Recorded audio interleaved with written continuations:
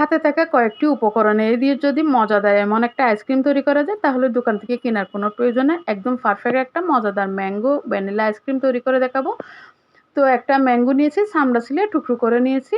এরপরে নিয়েছি whip cream ২ cup নিয়ে এটাকে কিন্তু বিট করে নিব নরমালি। এরপরে এখানে এড করে দিব কনডেন্স মিল্ক ১/২ কাপ।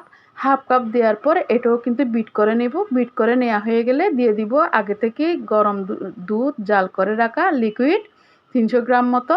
সেটা এড করে এরপরে আইসক্রিম পাউডার দিয়েছি ২ চা চামচ মতো আর ভ্যানিলা এসেন্স দিয়েছি ৫ থেকে ৬-৭ ফোঁটা মতো। এরপরে আরেকটু কনডেন্স মিল্ক ৩ টেবিল চামচ মতো দিয়ে ভালো করে বিট করে নিয়েছি। বিট করা হয়ে গেলে এখন একটা আইসক্রিমের বক্স নিয়ে ৩ ভাগের ১ ভাগ লিকুইড ঢেলে নিয়েছি। এরপরে আমের টুকরোগুলো দিয়েছি। এরপর ড্রাই ফ্রুটের মধ্যে কিশমিশ এবং কাঠবাদাম দিয়েছি। দেওয়ার পর আবারও আইসক্রিমের ১ ভাগ ঢেলে দিয়েছি। এরপর আম দিয়েছি।